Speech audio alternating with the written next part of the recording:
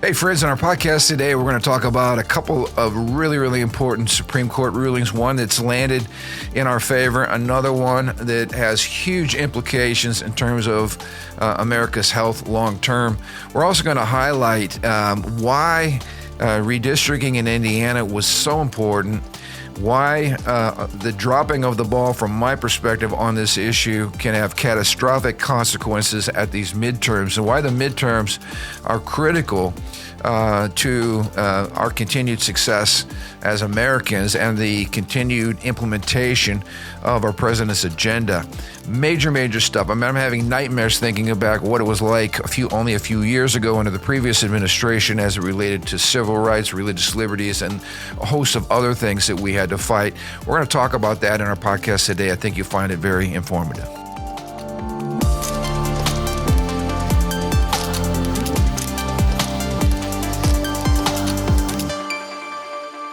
Hey, welcome to the Ron Johnson Discipleship Podcast. Hey, man, we're excited to be with you guys, and we just say he is risen because we just celebrated an amazing Easter weekend, and of course he is risen every day on this podcast, but it was an amazing weekend, and it was so good seeing just everybody out, friends, family, guests, new people. We had tons of new people, and I want to take a moment just to thank everybody involved. We have so many of our, folks that we encourage people to serve a service, worship a service, and that means, sticking around. So we had a lot of people that were serving. We did 2 services on Friday, 1 on Saturday, 3 on Sunday. And that's a lot of serving, and it's a big team, and I want to give a big shout out. And also, we were just moments ago talking to our wonderful producer here, Matthew, because the social media presence was just outstanding. My wife likened it to one shining moment, the NCAA tournament recap. We had our Sunday recap out there, and it was I was there, and I was inspired watching the video. So great job, Matthew. He's right over there. You guys can't see him, but he's right over there, and he's the man. All the work behind the scenes. Yes. All the work behind the scenes. Yeah. So I don't know if you had any comments about the weekend, but no, I thought we had some great messages, really encouraging messages. Presence of God, hungry hearts. Yeah. Hearts who are hungry, just in our crazy culture today, to find the plumb line of Jesus Christ, and declare it. So absolutely. Yeah. And I got to pray with a number of people. I love it when men. One man was just so overcome. He could hardly communicate. He could hardly speak, just because he couldn't put any words to what the Holy Spirit was doing in him. It was just, kind of just a wonderful, heavenly meltdown. And I love it when that happens, because sometimes when God touches us like that, it's just more than we can put words to. But he was moved and powerfully touched. And I heard that from a lot of the folks who were up at the altars, ministering. Yeah. And I talked with Hannah today, with our tap technology that we've employed. Yeah. How's that working, Hannah? But what's really exciting is people are doing that. I think we had over 1,000 taps on Sunday.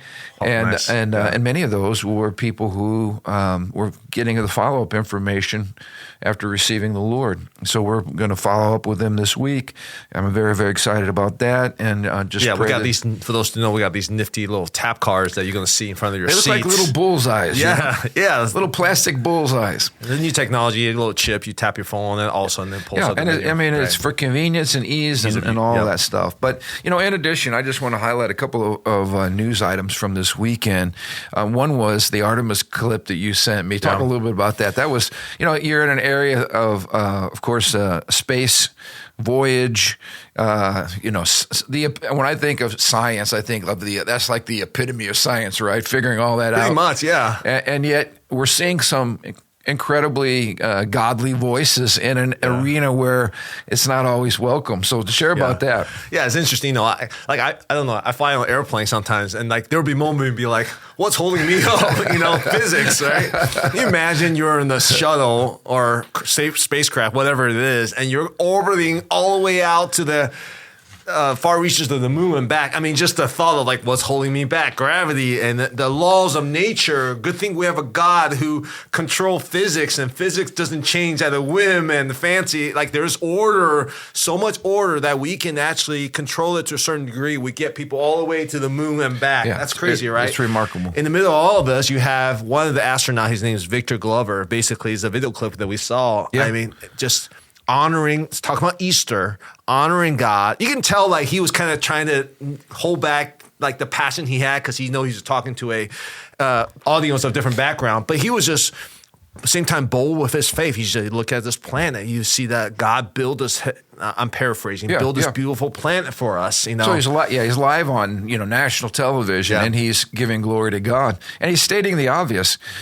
There he is floating out in this massive cosmos, and the one thing that sticks out that's radically different from the surroundings is the fact that planet Earth looks like it was specifically created to house human life. So imagine that, because it was. And he's just, he's pointing out the obvious, but giving glory to God. And I love the way all the other astronauts all kind of put their hands in and gave a collective of a fist bump there at the end. But what a cool thing. Yeah. And he's not the first astronaut that has expressed gratitude, to God and worship of God, in outer space. I think I saw a list where there's a number of others who quoted from scriptures or, things like that. I think when you're out there, it's so awesome to realize that there is truly something amazing, about our planet. So praise God for him. Yeah, that was We also had an incredible situation. This was right after church on Sunday. I was tracking the news down on this, but we had an F-15 crew member that was ejected from an aircraft that was shot down over Iran. The crew member survived more than 24 hours in the mountains while wounded. We had 200 soldiers from a special operations unit participate in the rescue. The F-15, it says, was shot down with a shoulder-fired missile. He was in an incredibly hostile situation. He hid in a crevice in the mountains and was found through U.S. technology. And the officer's first words after ejecting were, quote, "God is good." This is going to be like made for motion picture type story here.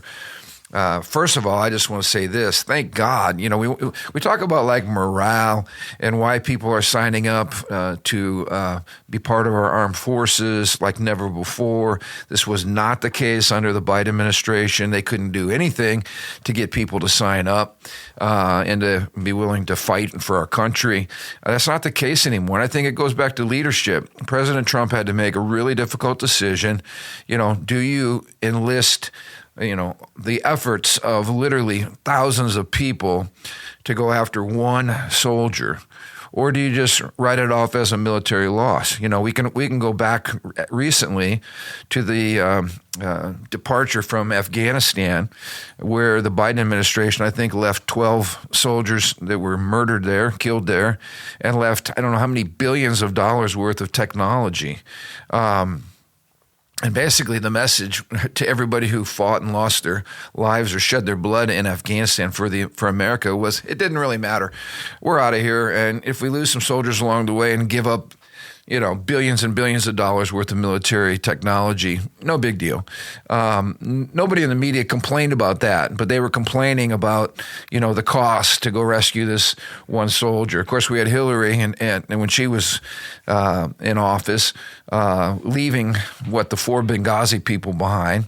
And President Trump, love him or hate him, this man took leadership, took initiative, mobilized our armed forces, went in, took care of business, and recovered this man. And again, I just think it makes me proud to be an American. And if I'm one of those guys shot down in some foreign country, I want to know that my president and our nation thinks about me and is willing to do whatever it takes to get me out. As I'm there, the whole reason I'm there is to protect our country. So when you see that kind of aggressive, bold, pro-American, pro-military leadership from our president, I just applaud him. Yeah, I can imagine you're sending a team in, you're going in to rescue a person, knowing that you might lose your life rescuing this person. But just the courage, the selflessness of those soldiers to go in and say, I have a mission. You know, my mission is not about math anymore. Yeah. It's not about 1 + 1 is 2. It's about caring for your team. It's about laying my life down, man. It's so inspirational. And that's the bond, you know, that causes these guys to do great things. It's that, you know, that's why I think when they come out of the military, sometimes it's hard readjusting because it's like such a powerful camaraderie is formed when you're literally willing to lay down your life for your brother. And again, to see that and to see them celebrating, you know, there he is in the plane or helicopter as they're taking him to safety, and he's draped in his lap with an American flag, surrounded by his comrades. They're all laughing and cheering, and you know, it was a powerful image. You know, that I love my country. I love these guys I'm fighting with. You know, love our president, love our country. So anyway, I thought that was so good. And so ironic that he's shot down on Good Friday and found on Resurrection Sunday. That in and of itself is made for a movie. We got lots of movies. Maybe you and I should go into producing movies. Yeah, no, I don't think that. You talk to Matt about that. Matt's add that to Matthew's job description in his spare time. Down his alley, yeah. His spare time, he's going to help us with that. This is just a little. We always like to point out hypocrisy. Did you notice that the Obama Presidential Center in Chicago is opening this June, and they are requiring IDs? You don't have to have an ID to vote in Chicago. If you're a Democrat, you're not for providing IDs because it's impossible and it's racist and everything else. But that's what they tell us anyway. But they are restricting entry. I'm quoting here. To the grand opening ticket giveaway is only for U.S. citizens and lawful permanent residents. And Kayleigh McEnany said, why do we have stricter standards for the Obama Library than for voting? Representative Brandon Gill from Texas replied, well, because Democrats would like to allow non-citizens to vote in American elections, which is the obvious. So we're still fighting the whole FACE Act and what is common sense, I think, to... Save Act. What's that? Yeah, Save Act. Yeah. Common sense to... 90% of Americans? I mean, we have to have IDs everywhere, including the Obama Presidential Library, which I'm glad that they're showing IDs. I'm for IDs, but they can't seem to connect the dots logically to why we need to have IDs to be able to vote. Anyway, I thought that was more democratic insanity, and I think the American people are seeing through it. We had some amazing things to celebrate this last week, though. One was the Supreme Court breaking transgenderism's stranglehold over therapy in Colorado. So the Supreme Court rightly held that Colorado's ban on conversion therapy violated the First Amendment by dictating what counselors say in therapy sessions. In other words, Colorado's law didn't just, this was the negative side, that didn't just aim to force therapists to endorse transgender orthodoxy. It also claimed to prevent kids from receiving the best kind of treatment for gender dysphoria, the painful and persistent identification with the gender opposite of one's sex. So this was really, really good because they basically put a muzzle on anybody doing counseling. And if somebody came to you struggling with gender dysphoria, you were not able to talk with them about becoming consistent in their own mind with their body, their gender with their body or their sex with their body. If you tried to do that, because the idea was, again, they're born that way. They can't change. This is an immutable characteristic, and it's actually cruel. The argument, as we've heard it, goes, if you don't affirm that young person's identity, then they're going to commit suicide. And we've heard that over, that toxic empathy argument, right? We just have to embrace it. And so it went so far, the logic went so far to say that if you're a boy and you think you're a girl, then we're going to medically try to create a female plumbing system for you in a male's body, which of course is impossible. And so we had these horrific gender mutilating surgeries that were taking place, followed by a lot of pain, a lot of confusion. In fact, what they found was that after all of this treatment, the kids were more likely to commit suicide than they were before the treatment. So the treatment made things even worse, to the contrary argument of what those on the left say. Activists said this was the only path, but scientific studies, as I just mentioned, suggest that suicidal thoughts actually increase when minors take drugs to block puberty. So let's talk about that a little bit. Why is this that suicidal thoughts increase when boys are trying to become girls or girls are trying to become boys? From a biblical standpoint, what's your take on it? Is it lack of affirmation? Yeah, I mean, I think it's pretty clear from a biblical standpoint that it's not a mistake that you were made into this body. The body you've been given is holy because it's made by God, and the gender you've been given is holy because it's dictated by God. You know, and there are reasons for kids to struggle with this. But to try to go against the creative order is crazy. It's like trying to deny gravity or some other natural order. It's just nuts. It doesn't work. This is also interesting. Studies have found that kids are allowed to develop on their own without social affirmation of transgender identity. Between 65% and 94% of them resolve their gender dysphoria and end up at peace with their sexed bodies. So the whole idea here is if you just let this run its course, you're going to have kids that when they're young have some confusion, but it all works out and they end up becoming comfortable with who they are. My question is just from this case, is there a precedent set about what you can dictate to people in therapy and counseling or not? Because this extends beyond just the T. There's also all other sexual orientation issues that has been perceived as the standards of counseling. So I wonder, does this open door for Christians who say, hey, you know what, this is not how I counsel, and what's their rights and what's their ability to speak on these issues? I don't know. That's very interesting. No, that is a very good question. And I don't know that this article answers that. But I think it was, a 7-1 ruling? 8-1? 8-1 maybe. 8-1 ruling. Which is pretty crazy at this point to have an 8-1. Yeah. And how divisive we are. Yeah, no, I agree with you. And it shows you how that one is completely out of touch and probably shouldn't be sitting on the Supreme Court. We could get into her whole argument, which wasn't much of an argument. But anyway, I thought that was really, really good news. Now, we've got another issue that all of us as believers should be deeply concerned about, and as Americans, and that's this whole birthright citizenship argument that's coming up. And basically, this is going before the Supreme Court. The Trump administration is arguing that automatic birthright citizenship for children born to illegal immigrants or temporary foreign visitors is not required by the Constitution, and that current practice misreads the 14th Amendment. He is relying on 4 key words. It says it should, in our Constitution, should be limited to children whose parents are, quote, subject to the jurisdiction, end quote, of the United States in a full political sense. Those words are really important because he contends these are a real limitation, constitutional limitation, not just a meaningless phrase. Of course, being subject to jurisdiction is more than just being physically present. It implies exclusive allegiance, a lawful presence, and a political subjection to the United States of America.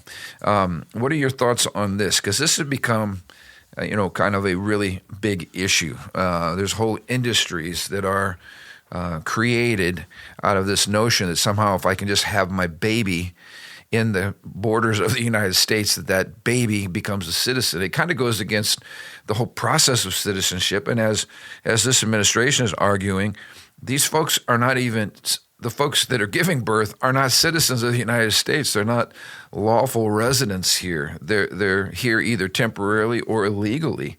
And those children should not be automatically given citizenship. As if the argument, I think, is that it really, really cheapens what it means to be a citizen of the United States of America. I haven't looked deeply into the arguments against. The arguments for interpreting the 14th Amendment as has always been, but the compelling argument you said right there, like to me, is very compelling. You have to be subject under the jurisdiction of. So if you're illegal, you are blatantly violating the rule. Why should I incentivize you to keep breaking our rules to do that. And when you're just a temporary visiting, are you subjecting yourself to the authority of the United States? We ever have an integration problem. This puts the integration of what it means to be American, like this pour gasoline on fire for that, right? Absolutely. And so like we're a divisive nation because of all these different practices going on. So for me, both from the practical basis, this is not helping divisiveness in America. From the constitutional, I'm not a constitutional attorney, but the reason you just mentioned there sounds right. Well, here's exactly what you're talking about in terms of what's at stake. The policy argument is that birthright citizenship acts as a magnet for illegal immigration. So we're not going to help our illegal immigration problem. We're actually going to incentivize it. It incentivizes birth tourism, which I want to talk about in a moment, and border exploitation. And citizenship becomes, quote, transactional and not covenantal. Yeah, absolutely. The Solicitor General argued before the court, unrestricted birthright citizenship demeans the priceless and profound gift of American citizenship. What Trump is not proposing, he's not proposing revoking citizenship for existing Americans or ending citizenship for children of U.S. citizens or lawful permanent residents. What he is proposing is limits going forward and denying automatic citizenship to children born to parents unlawfully present or parents lawfully present only temporarily. In other words, they're not, official citizens of the United States. So let's talk a little bit about this tourism thing, because I had no idea the degree to which certain nations were exploiting this whole birth tourism. According to Fox News, over 500 Chinese firms operate and offer birth tourism packages. Those hundreds of firms facilitate people coming from the Chinese Communist Party to give birth here in the United States. What this means is we could see 1 million new voters by 2030 who are Communist Party voters. So the Chinese recognize they're going to use, and I'm not talking about the average Chinese person. I'm talking about the Chinese Communist government recognizes this is one of those legal loopholes that they're going to use. And if we have these leftist progressive, morons, for lack of a better word, I think that's a pretty accurate word. By the way, I did use the word wuss correctly to refer. I looked it up. I did use the word wuss. Yeah, and I'm using moron correctly here as well. What we're doing is we're actually importing Communist Party, supporters to absolutely undermine our whole system of government. It's national suicide.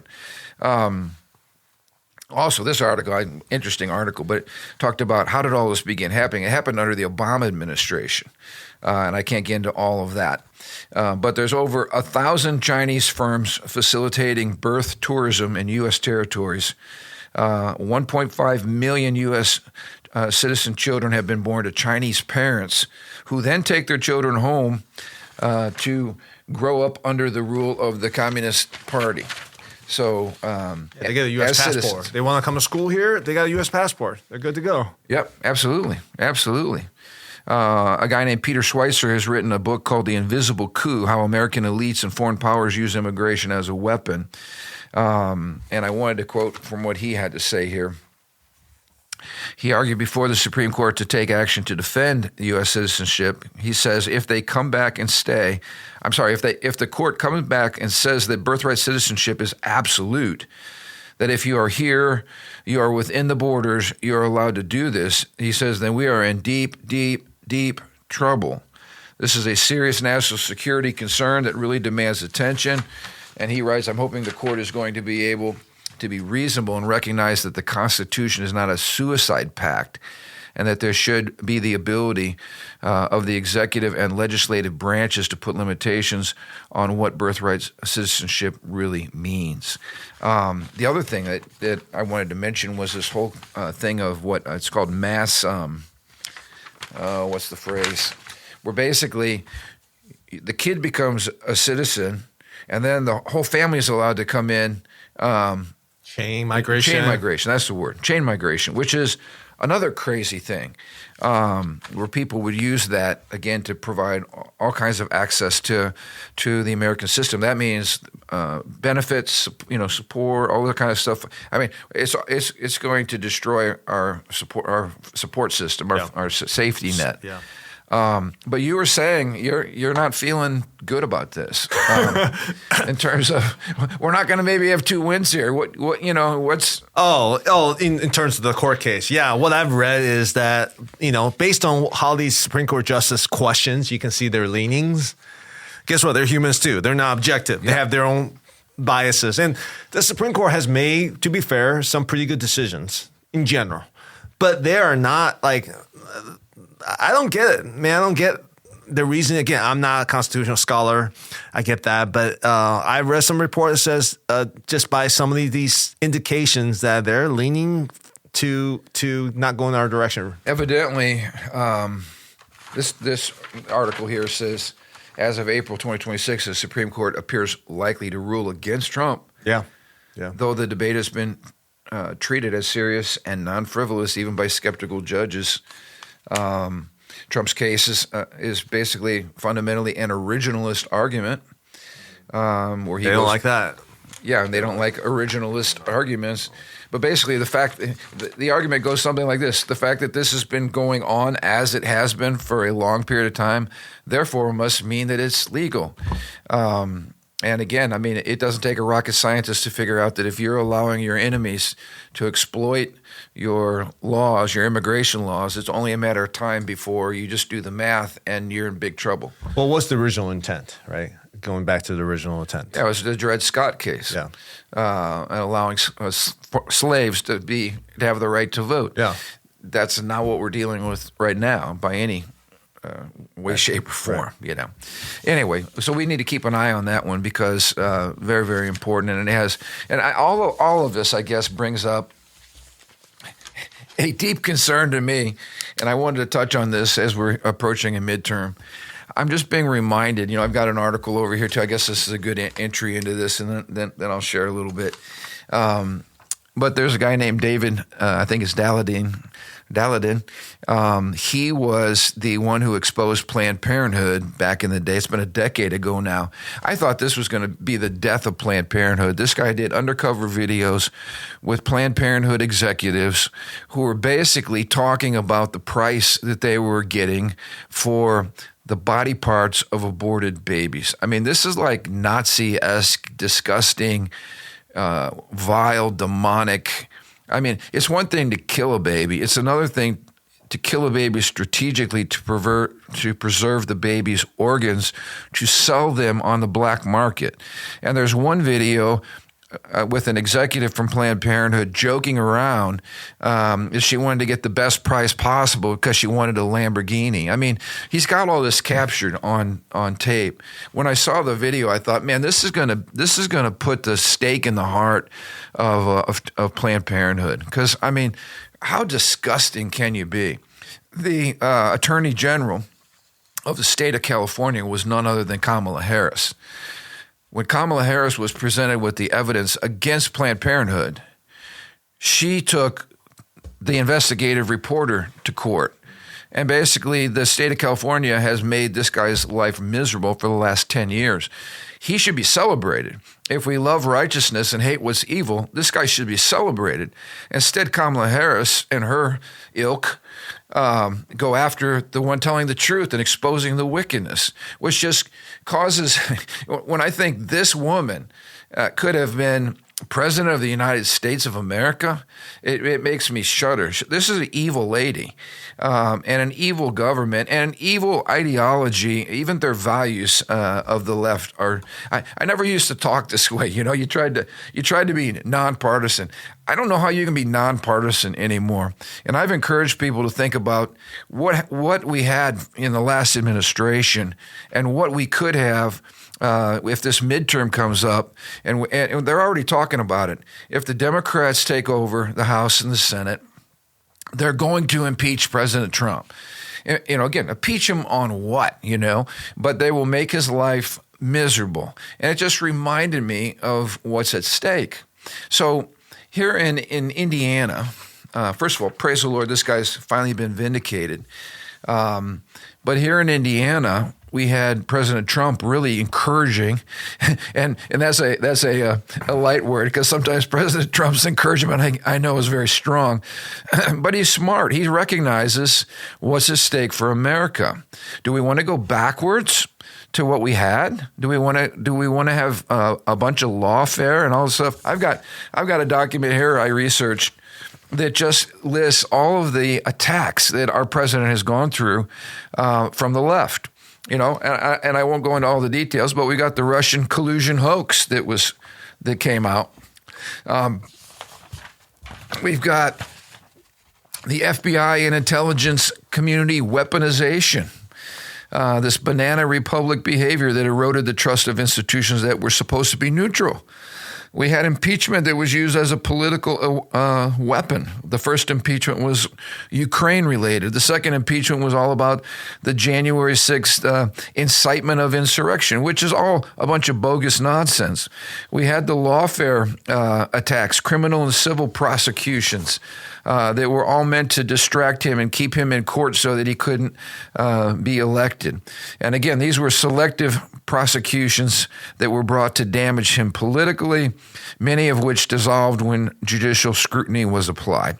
Then we had the civil suits and financial warfare that was actually, when the civil system did not work and criminal law failed, they took another approach to attack the president. Of course, we had the media and information operations, where the press was functioning as an auxiliary enforcement arm of the left. So the press was nonstop negative reporting on our president. We had years of collusion headlines despite charges. We had the dismissal and later reversal of major narratives that they were speaking about that were not true. We had the suppression of the Hunter Biden laptop story before the 2020 election. It was later authenticated. So this just goes on and on, this whole information warfare that we have to deal with. And then let's not forget, our president had assassination attempts and physical threats multiple times. And so we had this rhetoric of demonization, demonizing our president that led to actual attempts on his life. I just saw, it never ends on the left. It just makes me sick. One of the headlines that I saw this week was on one of the Tonight Show or on Saturday Night Live. They made some joke about assassinating President Trump like Abraham Lincoln, and the whole audience cheered. I mean, these people are sick. They celebrate the murder of other Americans. They're sick. We had intimidation of his associates and his family, where basically if anybody was related to Trump, they were terrorized as well. It all comes back like a bad dream to me. And then President Trump saying, hey, guys, we don't want to go here on the midterm. So Indiana, would you please redistrict, because you can gain 2 more seats. And we're not talking about crazy gerrymandering like Illinois. We could show the Illinois map and you can clearly see this is nuts. I mean, it goes all over the place. We're not talking about that. But we could just simply redistrict and get 2 more seats. Why were those seats important? Well, because where you hail from, right, in the state of Virginia, yeah, that wacko governor is looking at wiping out 4 Republican seats and having 0 Republican representation, in her state. Yeah, and Virginia is essentially a 45-55 state. Which is who have no Republican representation. So it's the point being, you might not like that as a strategy, but if the left is doing it and getting away with it, you have to fight for your freedoms and your values and make sure that you're counteracting what they're doing. Otherwise, you're creating political suicide. So either as our Lieutenant Governor Michael Beckwith said recently at a gathering we were at when we were talking about this issue, he said, we're going to have to force the Supreme Court to come up with a fair system, because right now the left is and the Democrats are exploiting the system to the max, and it's based purely on power.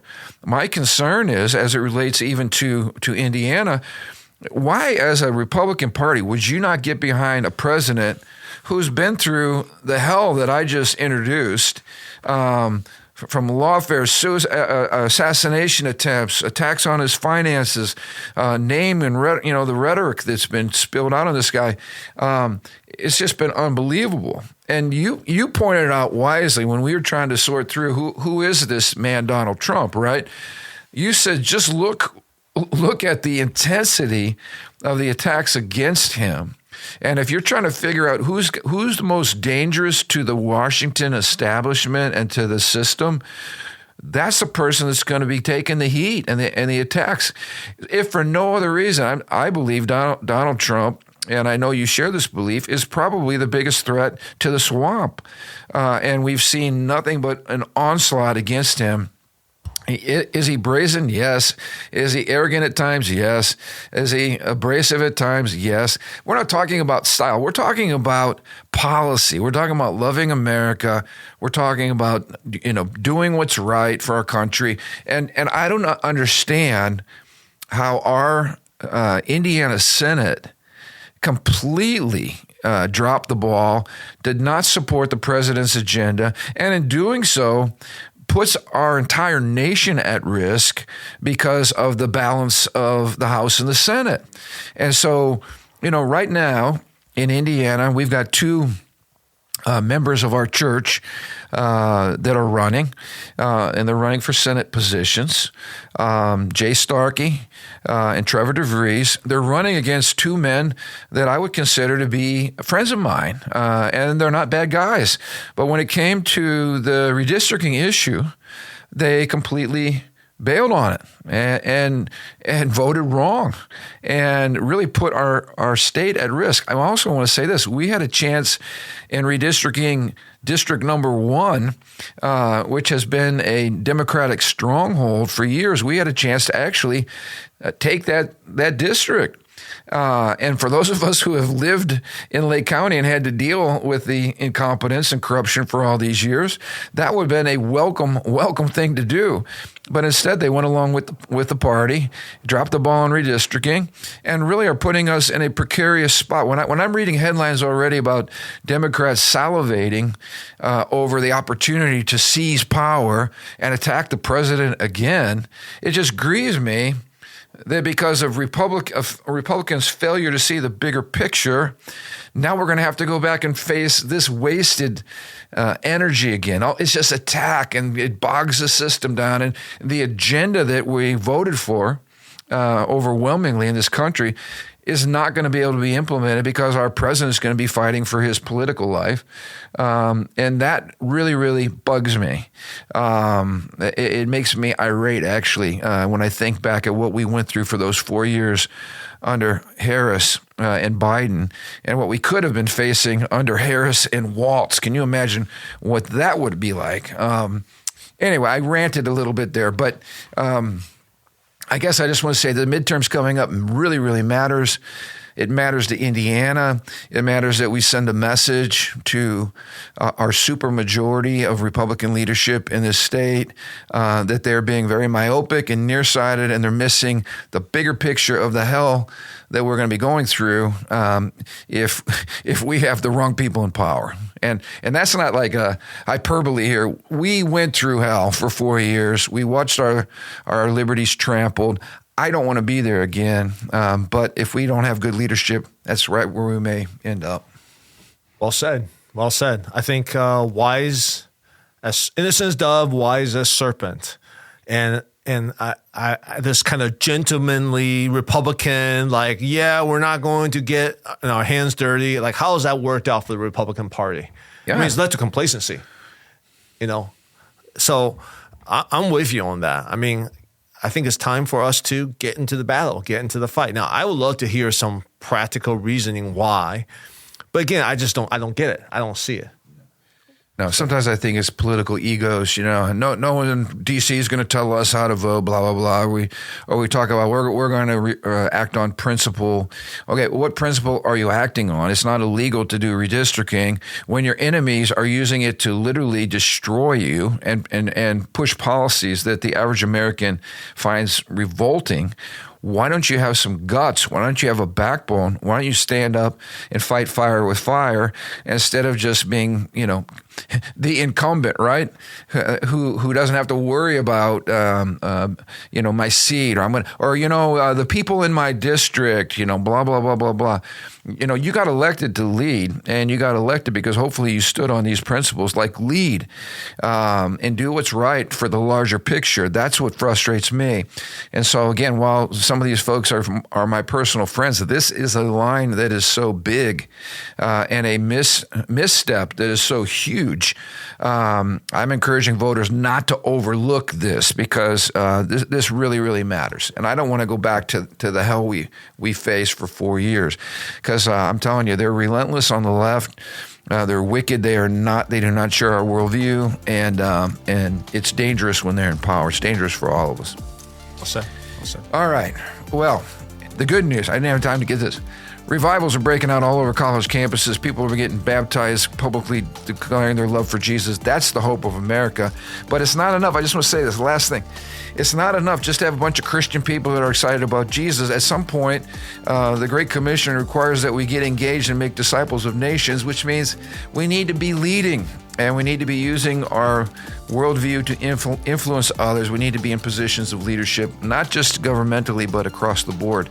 That's the end game that we're after. So I hope all this revival translates into people that are very, very excited about leading and using the gifts God's given them to impact our culture. So, all set. All right. Until we meet again, we'll look forward to seeing you guys next Thursday. All right. Have a great week.